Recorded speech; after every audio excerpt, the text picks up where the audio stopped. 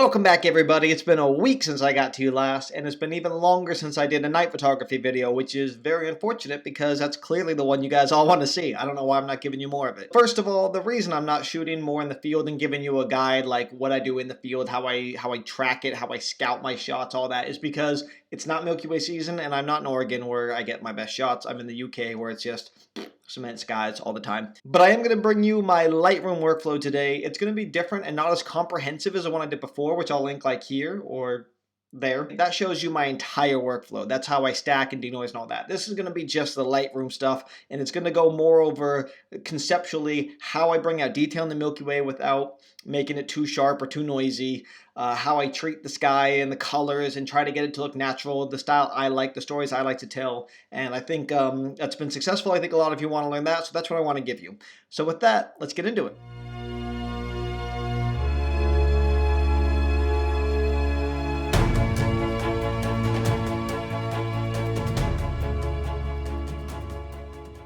So naturally, we're going to begin in Lightroom, and I'll go over the EXIF data as I like to do for you guys. This was taken at Secret Beach in Oregon at 13 seconds, ISO 8000, and though the lens didn't register, this is f2.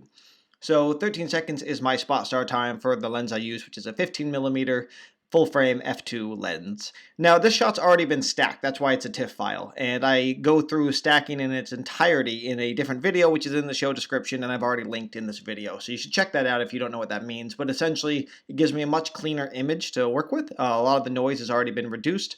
So first thing I'm going to do is boost the shadows, looks like to about 90, and the amount I boost the shadows to depends entirely on how much detail I feel like I need in the foreground, and in this case I feel like it's really important to the scene. This river leads us directly to this perfect sea stack with this awesome tree just sort of jetting out and the Milky Way coming directly down into it, and that was a shot I had scouted, so I was pretty excited with the result.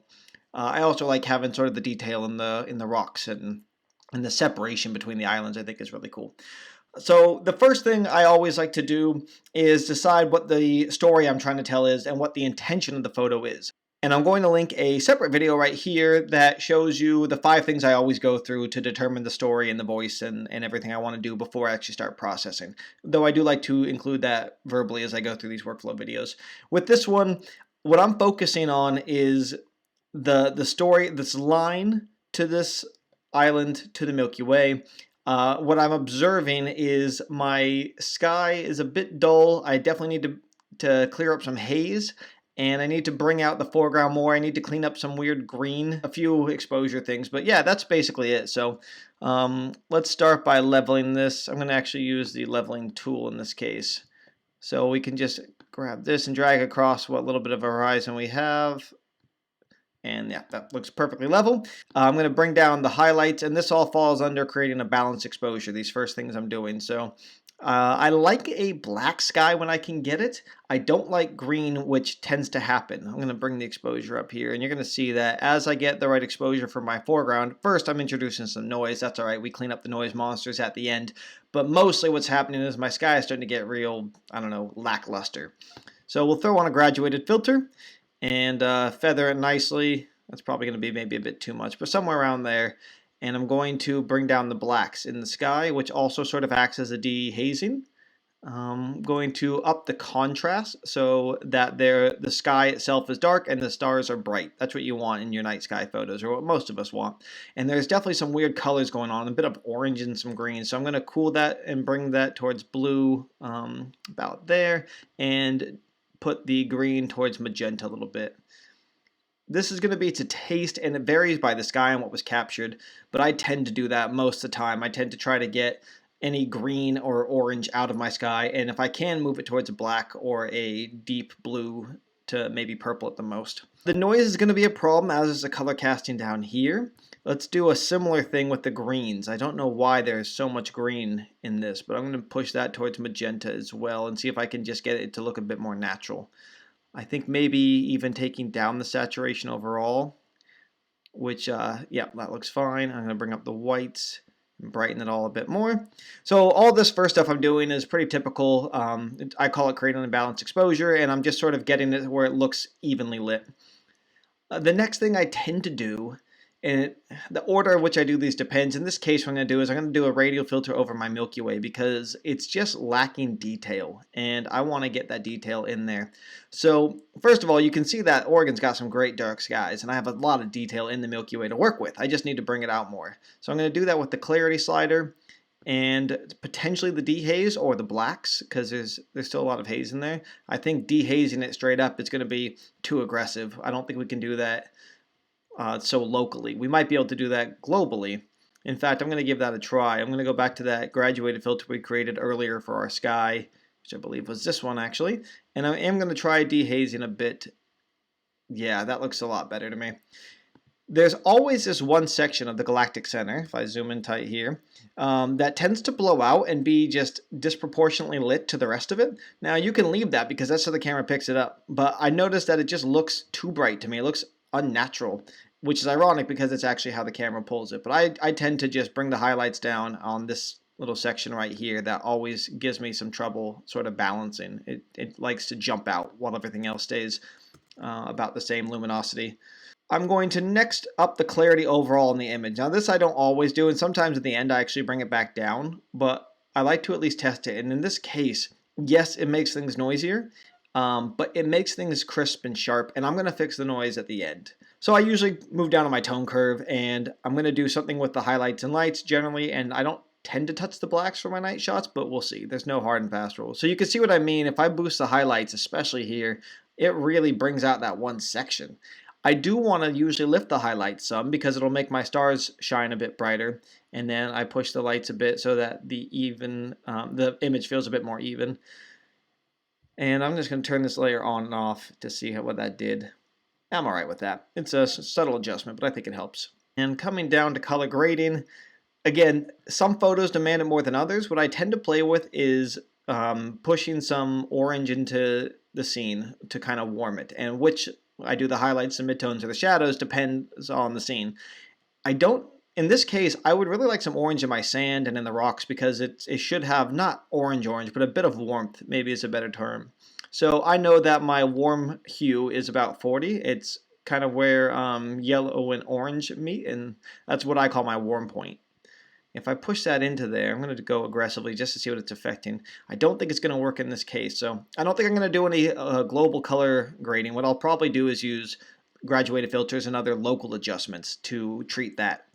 Not going to touch anything in the sharpening. Sometimes I will sharpen pretty aggressively just to mask it equally aggressively, and if I hold Option, you'll see that that mostly targets the stars, and that can be effective for creating sharper stars.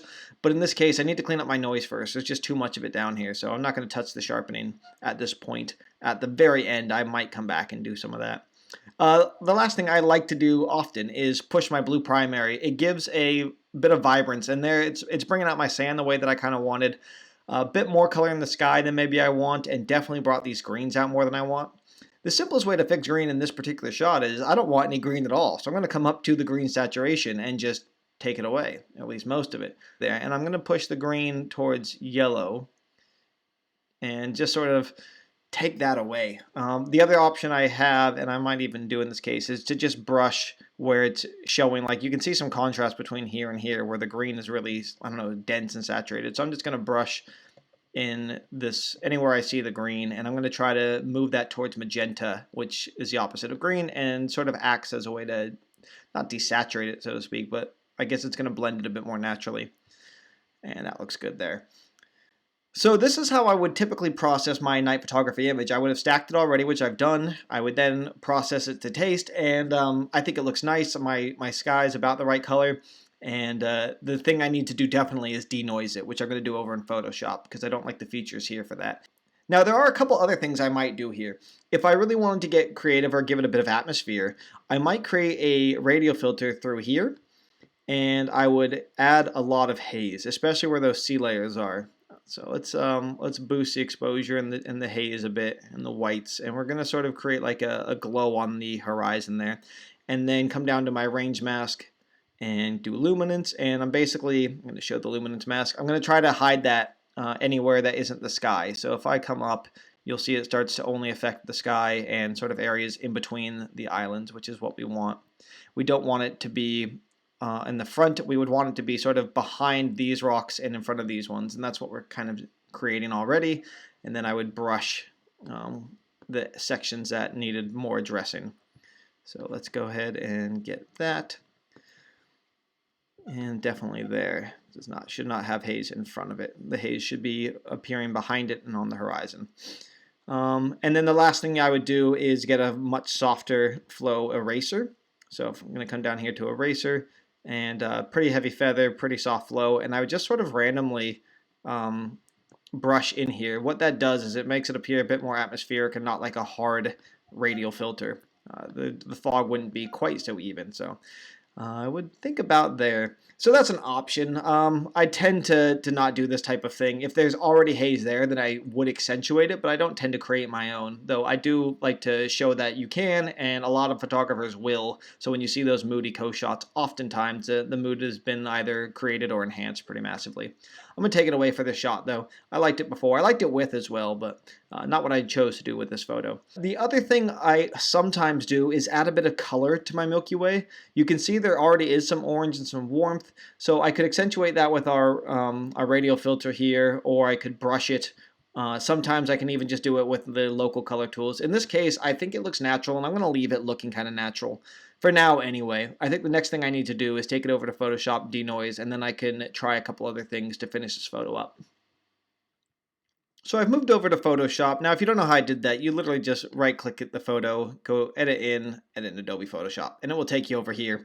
And the first thing we always want to do is hit Command-J so that we're not working on the background layer. The reason we don't want to work on the background layer is that you can't do certain things to a background layer, and also I always like to be able to compare the changes I've made to how it started. Now, if you're not comfortable in Photoshop, there's a couple videos that'll be coming up in the corner here that you may want to watch first, and the things I'm going to be doing are pretty basic, and I'm going to walk you through them, not as slowly as I usually do in the videos, because this is more of a workflow video.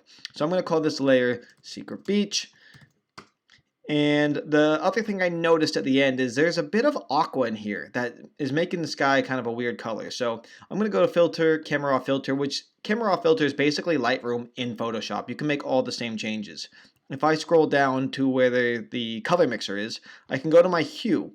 And oftentimes you'll get some weird aquas in your night shots. What I tend to do is push them all the way towards deep blue. And that to me just looks a lot more natural, a lot more night-like. You can also play with the saturation and luminance, but I find that just shifting it all the way towards deep blue usually works really well. So I'm going to go ahead and do that. And you can see the before and after.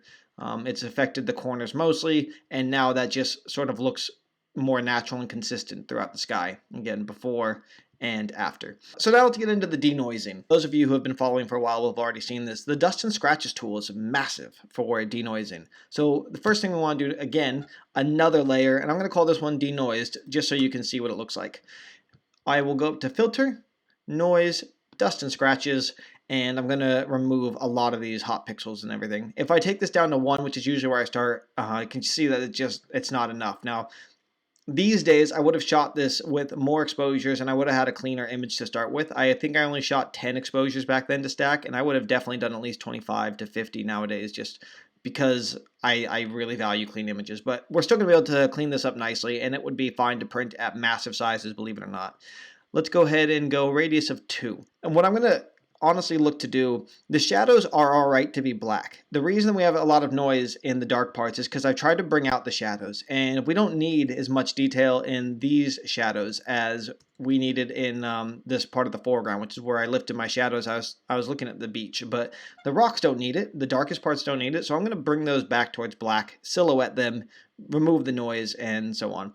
And then I'm going to selectively continue denoising these corners. So the denoise layer has to be underneath because I don't want it to affect my sky at all. What I'll do is I'll add a layer mask, and I'm just going to blend through. Now again, if this is confusing, I've got lots of videos on this channel that show you everything I'm doing right now a bit more thoroughly.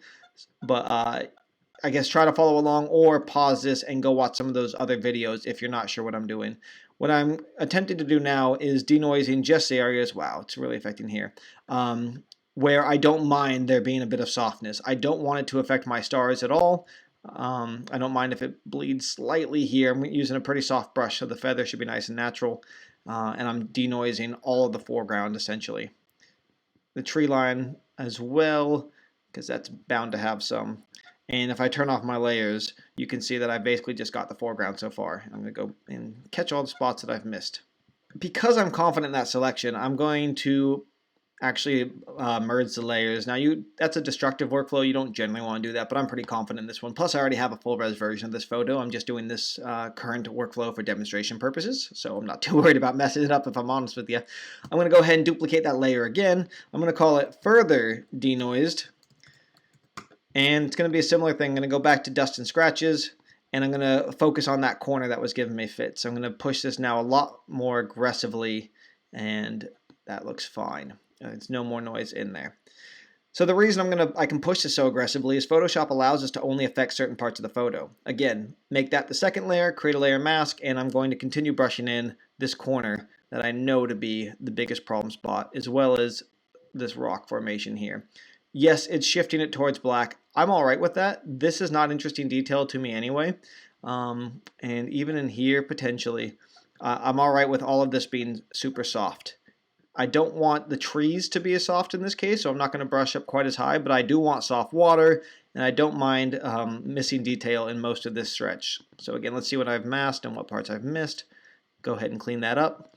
And I'm going to now start zooming in tight and checking on my details. So I can definitely get away with continuing to soften the rock portion of this. I just don't want to affect the trees because they do have texture, and I don't want to soften that too much. And I'll come over here. What I'm going to look at is if I invert it and unmask some of these. Yeah, you can see how noisy that was. So I have a decision to make because of how I shot this, because I didn't do blue hour blends or give myself more photos to stack. I am going to have to accept a certain amount of either noise or softness. What I may end up doing is cropping this in from the sides because there's more than I need in the corners and sides. And I think that's where the biggest problems are coming in from the noise. But I'm all right with it for now. Let's go ahead and flatten the image, and then I will go File, Save, and it will open back up in Lightroom where I will do my final adjustments. And the first thing I'm thinking is I just don't think I need as much on the sides, especially with what's going on here. Due to my poor choice of limited exposures, I really should have done more, and I would have had a cleaner image or potentially even a blue hour blend, which I don't like to do. So I should have at least given myself more photos to work with. As it stands, I have a choice. I can either crop in, which will mean I lose some resolution, but I eliminate some of my trouble areas, which are always going to be the corners, and I think that's what I'm going to lean towards. My sky corners look fine, but these where I pulled the shadows out aggressively in these corners just are giving me some fits, and I don't think they're necessary to the story. So I'm going to come in, I'm going to keep this centered, and just going to crop it down a little bit. And I think that hasn't changed the feel or the impact of the photo, but it's mitigated some of the noise and some of the problems with the shadow clipping down there. The next thing I'm going to do is I'm going to soften everything down here. I don't want my sky sharpened at all, but I don't mind my water sharpened and my sand sharpened and this foreground. I'm sorry, I don't mind my water softened or any of this stuff softened down here because it's night and I like the ethereal feeling and it should look a bit soft. If it was too sharp, that wouldn't look like a night photo to me. So I'm going to bring the texture down quite a bit, and I'm going to take away some of the color, the splotchiness that's down here. I'm looking at this section of the Milky Way core that always gives me fits and thinking it's doing it again. So I'm going to go ahead and use a local adjustment and see if I can't get this to cooperate and even out and balance out with the rest of it. And that's already looking a bit better. Somewhere in there should be all right. Bring down there we go. Now it looks the same luminosity as the rest of it, and I like that a lot more. I am thinking this spot needs to just draw me in more than it is. I love this trees, and I love the interaction with the Milky Way in the location, so I'm going to boost the clarity right here. I'm not worried about noise in the stars because it tends to, rather than looking like noise, it tends to just look like more stars, and that's fine. What I am going to do is brush out just this bit down here using an eraser. Let's go ahead and do that. Bring the flow up, and I'm going to hit O to show my overlay so I know what I'm painting, and I want to get all that out. Let's turn the auto masking off. There's no reason to have any clarity down in this part right here, but I do want it in my trees where there's detail and in my Milky Way where there's detail, and that's going to draw your eyes in towards that. This is sort of a slow and arduous way. I could probably have just used a luminosity range, but that's all right. This is going to work fine too. And again, let's do a before and after so we can see what we've done so far. We've just really brought the attention here so far. I think to compensate for the darkness here, what I might do is kind of darken the entire outsides and use a vignette effect so that that looks a bit more natural and blended. So I'm using a radial filter, I'm inverting it so we only affect the outsides, and I'm going to bring down the overall exposure. And yes, now that's dark, but it's vignette dark, and that works. That draws us in towards the center, which is what I want. The other thing I like to do with a vignette sometimes is cool the outsides. So I'm going to lower the temperature there, and then warm the inside areas. So I'll have to be careful with this because we do have so many different tones going on between our foreground and our sky. I don't think I'm going to be able to get away with really warming it in this case. No, in fact I'm not. I'm going to go ahead and undo that. What I'm going to do instead is I'm going to try to get my water to stand out more. It's kind of a brownish yellow, the same as the sand, and I think it needs to be more of a blue. So I'm going to literally paint, just brush in here, just where the water is, and I'm going to try to change this to, I guess, kind of a bluish, but mostly I'm just wanting it to stand out. So I'm going to change the luminosity, maybe the color a little bit of the water, so that it stands out from the sand, and I think that will also create the contrast and the attention where we want it. So just a long process of painting here. Let's go ahead and look at what we've done, see if we have some overlap. Maybe a bit here that I'm going to have to go erase.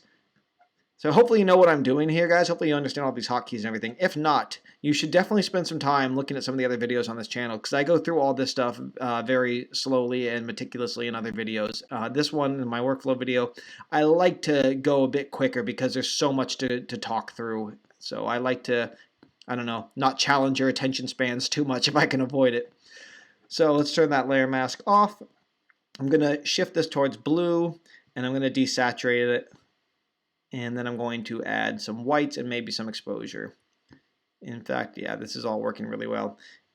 And what we now have is a lot more contrast between the sand and the water. I'm going to try to do the same up here, just using that same brush. There we go. Now we're getting that separation that we want. That's great. That looks a lot better to me. Again, let's go before and after. And you can see now the visual journey takes you through here. We have this vignette that's sort of holding our attention to just this section of the water and landing us here. It's maybe a bit too cool in just this section in the corner where the vignettes affected it. I think it'll be easier rather than brushing. I'm just going to play with a few things with a radial filter and just kind of try to balance that out a bit. There we go. Taking the saturation down and the contrast down a little bit. That feels a little, yeah, it feels a lot more balanced. And I'm pretty happy with this image. Let's zoom in tight. And, you know, it's not the sharpest I've ever seen. I definitely wasn't as careful as I should have been in Photoshop. If I wanted to actually print this, I would have had to have really tested or really been more meticulous with my edges. But it's not too late. I could go back and fix that still. That's not a big deal. For the sake of the video, I don't think it's necessary. You can see that we've reduced a lot of noise. And here's another section where we have softer rock at the bottom of the top. So it would have been good to have been more careful with that in Photoshop. I recommend spending a lot more time than the 20 minutes I'm taking for this video. Most of these shots, if I plan on printing them, they take me at least 2 hours on the first run, and then before I print it, I almost always end up doing second and third sessions where my eyes have rested. I've become resensitized to everything I'm seeing. But for Instagram, for Facebook, you would never see any of the stuff I'm showing you. If I was going to do this for Facebook, I would probably stretch a bit, if I was going to do it for Instagram, I would stretch it a bit, turn it to a 4:5 vertical format because that takes up more screen. And I promise you, you would never be able to see any of these imperfections in it. So this is a faster version for social media. Don't mistake this for my print version. It could be, but it would take a lot more work than what I've done. And ideally, I would have used more exposures to have a cleaner image to begin with. One last thing that a lot of people do that I sometimes like to do, your brightest stars, you can throw on some radial filters and give them a bit of glow. So I'm just going to show you the star glow effect real quick. I go a heavy feather when I'm doing this. I bring the dehaze the opposite direction, the whites up, and if it's a warm star like this one, then I'm going to bring that out just a bit more as well. If it was a cold star like these ones, then I would cool it. But basically matching the tones and giving them a bit of glow. That can just, I guess, provide a bit more visual appeal to the image, give you something else to look at, and I think that's kind of neat. So maybe just, you don't want to do it with too many, but I've certainly seen this effect work really well. I'm going to have to zoom in tighter to center that one. And it, I don't know, like I said, a bit more eye candy for your viewers. So that would be it. I think this looks nice. How was it, guys? Was that fun? Was it useful? You need to comment. You need to talk to me because I don't know what I'm doing here, and I learn from you guys. I don't know what you want. I don't know what I'm doing well, what I'm not. So your comments are gold to me as I learn this whole YouTube thing. I'm going to link some other videos here, somewhere for my other workflows. You've hopefully seen the other night stuff.